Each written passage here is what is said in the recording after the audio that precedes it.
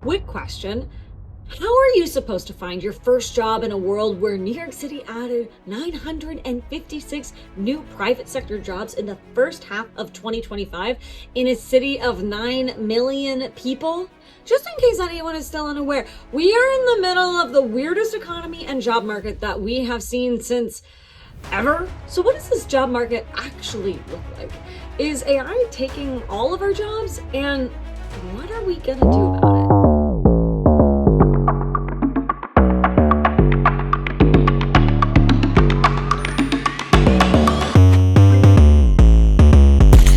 We're basically operating in two economies, one that's booming and one that's in a recession. How bad is it?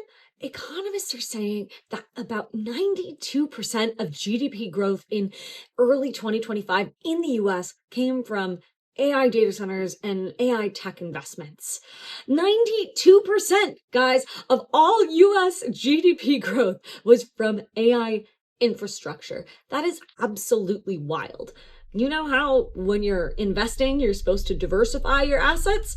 We are not diversifying our assets. And new grads seem to be taking the hit harder than everyone else, with their unemployment rates hitting the highest of any other category. Right now in the US, the unemployment rate is still relatively low, around 4.4% as of the latest reports from the Bureau of Labor Statistics. Economists describe it as a low hire, low fire economy. Companies aren't doing massive layoffs, right? But they're also not opening the doors wide for new people either. And friendly reminder, unemployment rates only show how many people are filing for unemployment every month. It doesn't include people whose unemployment rate has run out, and we're seeing record lengthy times when it comes to people job hunting nowadays, right? Or it's not showing anybody who is not filing for whatever reason. We're also seeing record numbers of women who are leaving the workforce altogether, which is for a wide variety of reasons, but bad job market probably isn't helping. And then there's AI. We are seeing record growth in the AI infrastructure sector, and we're also seeing tons of companies laying people off and saying that they're replacing them with AI. So we need to talk about the robot in the room, right? Is AI literally taking everyone's jobs, or is there something else going on here? Not exactly. It's complicated. But here's what you need to know. A couple of years ago, the economy was booming after a short-lived recession in 2020 due to the pandemic. Surprise, surprise. But by 2021 and 2022, the economy was booming again, right? Thanks to stimulus checks and a ton of federal spending. But with the crypto bubble popping and a change in federal leadership, things have drastically changed. Trump's tariffs and inconsistent taco ways have led to higher prices across the board for nearly every industry except tech. And it's caused executives of big companies to become super nervous and indecisive. Okay, big businesses, they thrive off of predictable, stable governments. And the US has become a wee bit unpredictable. So we have thousands of organizations who don't want to make any major decisions until they know how everything is going to play out, right? Hardly any of them understand the tech. They don't get what AI is. They don't understand what's happening, right? And they're terrified that they're going to fall behind in this new AI revolution, because most of these big execs are boomers and Gen Xers who witnessed firsthand what it meant for businesses who didn't adapt to the internet and social media, and they don't want to make the same mistakes as their predecessors. So now you have all these companies who are too scared to take major risks, but they don't want to miss out either, right? So they're conducting all of these smaller scale AI solutions that, according to MIT, are failing 95% of the time, which is terrible. Now, most of these experiments are a wee bit performative, or they're designed to save costs rather than scaling their businesses to new heights, revenue driving pilots. And so that's one of the bigger reasons that all of these pilots are failing. So now that things are tighter, executives are looking for ways to cut costs and to increase their stock prices, right? They want to please investors. And since saying AI on Bloomberg TV is apparently key to appealing investors of all types, they're all lying. and they're laying people off, all their employees, and saying that it's because AI can do their jobs now. Granted, some companies who are actually good at AI really can do more with fewer people, right? But most of those are in the tech space because they understand how AI works, they understand how tech works, and have been able to implement it quickly. So that's why we're seeing a lot of layoffs in the big tech space. That really does seem to be happening. Okay, so we've covered this whole AI situation, right? But how do we navigate this landscape, this job hunting landscape, if there are less jobs and things are more competitive, and what can we do to stand out? All right. Now, if you want a white collar job in this market, and that's what we're talking about today, okay, we're talking about white collar jobs, you have to be creative and willing to go above and beyond to stand out. Okay. I know it sucks, but it's true. So if you are someone who's really motivated and ready to take the extra steps to get ahead, here is my advice for you. And again, this is all my advice. This is all my opinion. This is all my cup of tea. Feel free to take it or leave it, right? From my perspective, the people who are getting the best roles are the ones who are the best at selling themselves and marketing themselves in person and online. Now, some people call that building a personal brand, which, yes, sounds gross. I get it, okay? But the reality is building your personal brand is much more like building your reputation in public, right? It's showing people who you are, what you can do, and what value you're actually bringing them.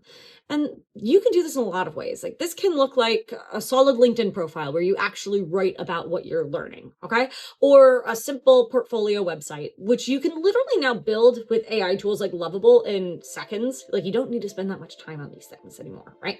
You can also write short posts about projects that you're working on, or you can be a little bit crazy like me and build things like a small YouTube, TikTok, or build a Substack presence if you're feeling extra, right? And listen, I know if you're young, you're sitting here being like, but I'm not an expert. I don't want to post. Like, it's so embarrassing. It's so cringy. But like, here's the thing. You do not need to be an expert to post on the internet. You can literally say something like, I don't know, hey, I'm a recent grad who's obsessed with blank, and I'm going to share what I learn as I go, and feel free to follow along. And in AI especially, like, this is so important, guys. Nobody actually knows what they're doing. The bar is, can you learn in public and make sure that what you're sharing is accurate, right? You double check your work. And if you can do that, you stand out, right? And so I know it can be weird. I know it can be cringy, but like, just go for it. That said, posting on the internet to try to get a white collar job isn't the only thing you should be doing. I hate to say it, but you really have to get out of your home and go meet people in real life. Now, are we going to follow boomer advice and go out to offices and hand out your resumes in person? No, mass shooters are a thing, and companies do not want strangers coming to their offices uninvited. So if your parents or grandparents are telling you that you need to go and knock on different office doors to hand out your resume, please remind them that this is America, guys. It's not safe here. All right, we are not going to be doing that. So this is what you should actually do. First things first, I know it's annoying, but you do have to actually use LinkedIn to find the people you actually want to talk to, okay? My favorite trick is to go into the search bar, look for people in your area or whatever city that you want to live in, like put that location settings in there, and then in quotation marks, put down your industry or function, maybe marketing, and then in another set of quotations, put in the phrase, we're hiring, or literally just hiring. And you'll immediately get all the profiles of everyone who is in that city who is looking to hire marketers. Also, if you're a student, don't forget the alumni tab on your alma mater's LinkedIn page. Then make a short list of all the people who you are dying to talk to and send personalized connection requests, okay?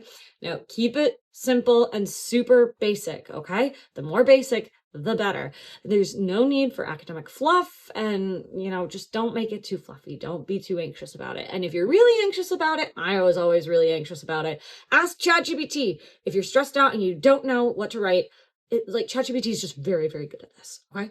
But your goal when it comes to reaching out to people is to get either a call or a coffee. And then at that meeting, you can ask them, If they know two more people they think you should talk to, and you can keep the cycle going. Always ask for more introductions every time you meet anybody. Nearly everybody applies for jobs online these days and calls it a day. But the majority of people who get jobs from meeting with people in real life. This can be at networking events, but it can also be through things like club sports or book clubs or knitting groups or improv classes. Go out and meet people in real life. Make friends, touch grass, right? Build relationships and see where that takes you. I once got a job in venture capital through being a literal comedian in New York City, okay? You never know when you're going to meet someone who is able to help. And if I were you, I would also take a look for the social butterflies who know everybody and are at every event, and make sure that you go to these events with a game plan, okay? Keep it basic and maybe plan on talking to like 3 people and see where it goes. Let's talk about how to use AI well for job hunting. I just have a few quick things, all right? Ask it every question you have on job hunting, whether it's how to improve your resume or how to improve your LinkedIn, and what are the types of things you should be doing to get a role in your industry, right? You can also do things like mock interviews on voice mode. I love that. It's super, super helpful, especially when I get nervous ahead of time. Feel free to use AI to automate the things you hate to do, right? Writing cover letters, tweaking your resume, writing follow-up emails that you're nervous about because you haven't heard back and you don't know what's too pushy or what's too not. But focus on finding ways to save time, right? So that you can spend your time meeting as many people as possible. The other thing you should be thinking about is, where are the biggest opportunities going to be in the next several years? Okay, let me give you an example. When I was a comedian and filmmaker in New York 10 years ago, I was desperate to get a job at a place like NBC on a comedy show, even though I probably should have been spending my time investing in growing on platforms like YouTube or Vine.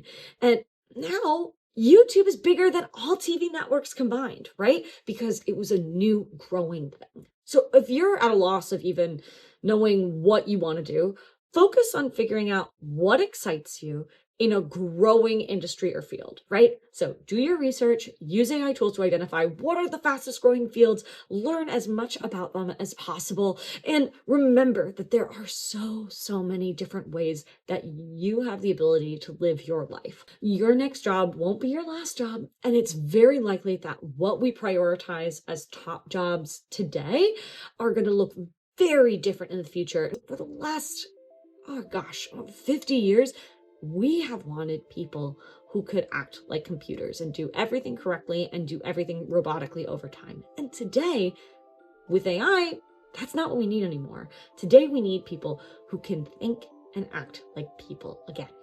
There's an incredible amount of change right now. And I also have been encouraging many people to consider entrepreneurship as an option if you are willing and able. It's not for everyone, but even dabbling with an entrepreneurial idea, trying to figure out how to build a business that solves people's problems, can give you a tremendous amount of work experience that you can take with you anywhere. Now, finally, my biggest advice to you is to take the time to create your own luck. Now, what does this mean? This is how I like to describe finding ways to create your own opportunities, to showcase your work experience, to get employers' attentions, or to meet people. Some ideas. Volunteer your skills for a local business, nonprofit, or friend startup for a defined short period of time so that you can get some real world proof and some real world experience, right? That's a really easy way to get experience and also meet people and network and make friends, right? Now, or you can build a small project, a landing page, an app, a content series, a local event. Or if you're a bit crazy like me, feel free to start a YouTube show or a podcast where you interview people in the field that you want to be in, right? That is literally how I have gotten several of my last couple of job opportunities, right? And remember, when a job description says that you need 3 to 5 years of experience for an entry-level job, what they mean is we want someone who is proven that they can execute, all right? School counts as experience, you guys. Projects count as experience. Internships, clubs, freelance side quests, all of that counts. And your job as a job hunter is to make sure that that is visible. I'm not going to pretend that things aren't super ugly right now. But also, please remember that this is temporary and you're not alone, all right? So many people are struggling right now. But like I said before, with massive change comes massive opportunities. So don't wait for someone else to hand you the life that you want. No one's going to just hand it to you, right? So just go for it and figure out how you can create your own opportunities. Figure out how you can create your own luck, right? You've got this. And I know it's hard out there, but hey, that's what life is all about, isn't it? Life would be boring if the only thing we had was to do easy things. Thank you so much for watching, everybody. This video is maybe a little different, but it was a special request from a friend of mine. So if you liked this video, please make sure to leave a comment letting me know that you liked this particular video. I'm Carolyn Holden, and if you want more deep dives on AI, creativity, and the future of work, please hit subscribe, and share this video with a friend who's also quietly screaming into the void about job applications. And if you're a student or a new grad, feel free to drop a comment below with what you're studying or what you studied and what kind of work you think you might want to do. It doesn't have to be related to your major, and your biggest question about careers in an AI economy. Thanks so much for watching, guys. Bye.